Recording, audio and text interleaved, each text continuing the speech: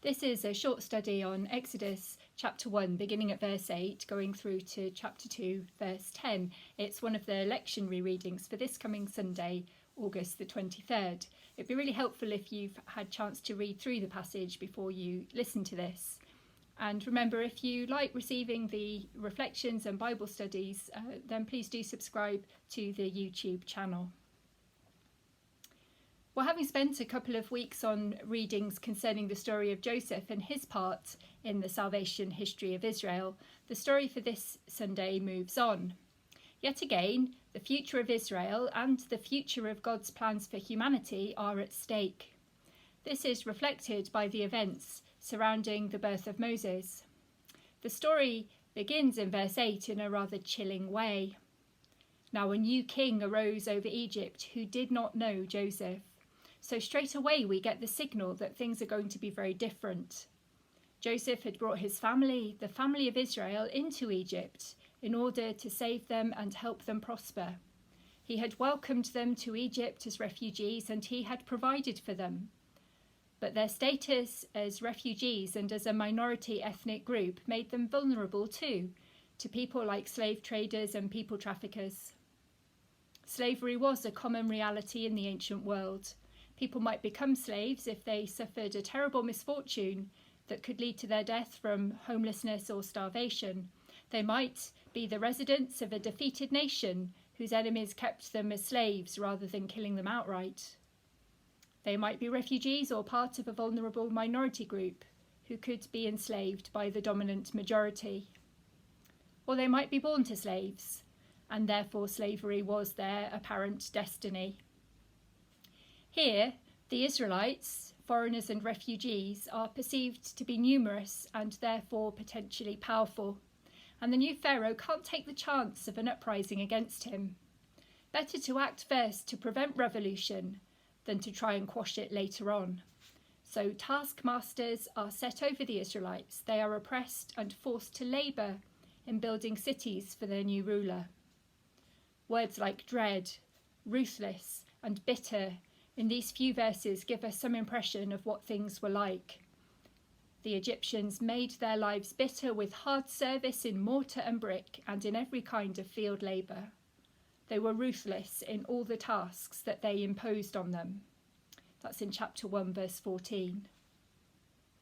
This is still not enough for Pharaoh.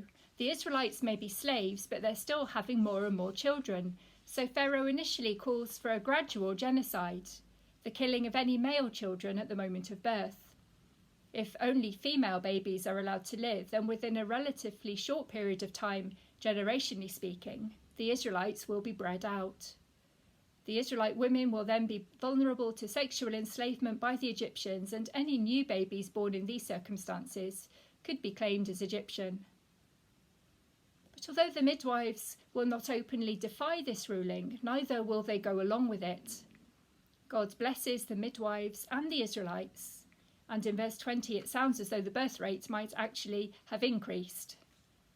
So the responsibility of seeing that this genocide is carried out is passed to all Egyptians. Now we don't know how diligently the ordinary people carried out this command to throw all the Israelite boys into the Nile, but clearly the threat was very real, as we can see when we read on into chapter 2. Moses is one of the babies who should have been killed, but his unnamed mother comes up with a creative plan to try and keep him safe. She technically does what Pharaoh has decreed. She puts her baby into the river. But first she makes him a waterproof crib. And her older daughter keeps an eye on the baby in the basket to see what happens to him. They must have hoped for something like this to happen, for some compassionate Egyptian to find the baby and not ask any questions about his origins. The irony is that it's the daughter of Pharaoh himself who finds the baby and chooses to save him. It seems strange that the survival of Moses is completely dependent on 3 women, yet we're not told the names of any of them in this passage. In chapter 6, verse 20, we learn his mother's name, and we make assumptions that the sister mentioned is Miriam. It's an indication of the insidiousness of patriarchy, where even today so many women are written out of their own stories. Moses' mother and sister are representative of the bravery and resourcefulness of the Israelites, and they're probably not on their own in this. There must have been many other courageous Israelite families who took the chance to hide their baby boys and hoped to save them from death, as otherwise the Israelites would have been in decline by the time Moses reached adulthood, and we're not given any indication that this is the case.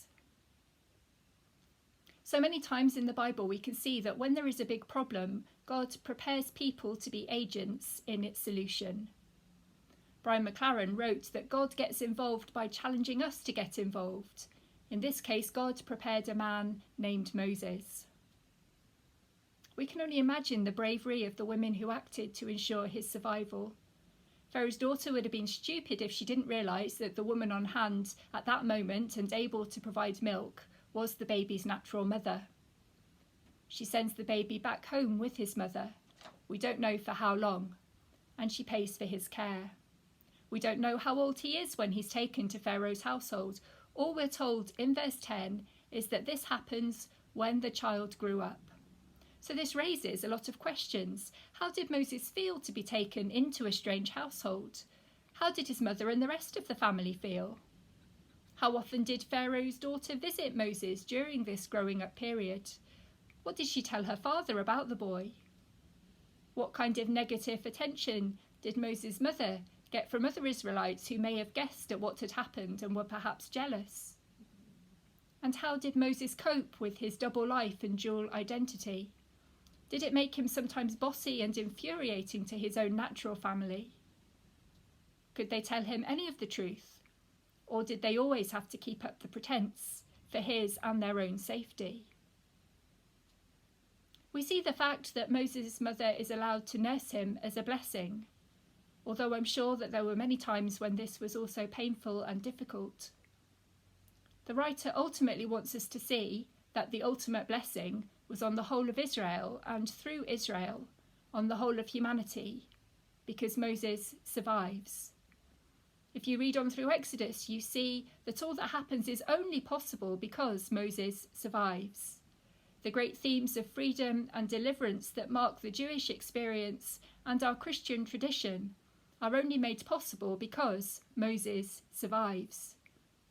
Moses survives because of the painful courage of his mother, the unprejudiced compassion of the royal princess, and because of the faithfulness of God. God's role is made clear at the end of chapter 1 with the brief mention of the courage of the Israelite midwives. And in the light of this, we see God's provision and action in the events of chapter 2. And this continues through Exodus. The oppressors may be strong, but God's capacity to save and redeem is stronger still. So this passage, which takes place over an unspecified number of years, is the context for a movement away from oppression towards freedom, and away from despair to hope. There is still a lot of suffering and struggle to go. The liberation is not yet a reality, but the birth and survival of Moses signals that God is at work in the life of Israel, and evil forces will not triumph. There is another thing worth noting. Often God is described as responding to the cries of the people when they're in need. But here in the story of Moses' birth, there is no such mention. In this story, God does not wait for the people to plead for help and salvation. God is seen to be acting here without invitation. This shows another dimension to God's compassion.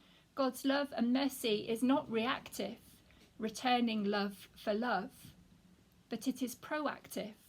God's compassion sees human need even more profoundly than those who are having to endure that need.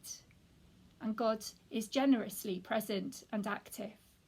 God's grace is constantly there, even when we haven't opened our mouths or our hearts to speak God's name and cry for help. If you'd like to think about this passage a bit further, there are some questions you might like to consider. So read through the passage again slowly and try to imagine yourself as one of the characters in the story. Who speaks to you in this passage? Who do you perhaps identify with? Think of a time when you took the side of a vulnerable person, when you could see them being treated unjustly. Think of a time when you have been in a vulnerable position. How did that feel? Did any other people take your side or not? Think about modern day slavery. Who are the equivalent of the Israelite slaves today? Who today is being exploited? Who is crying out for help? What can we do to seek liberation for those who are trapped or enslaved today?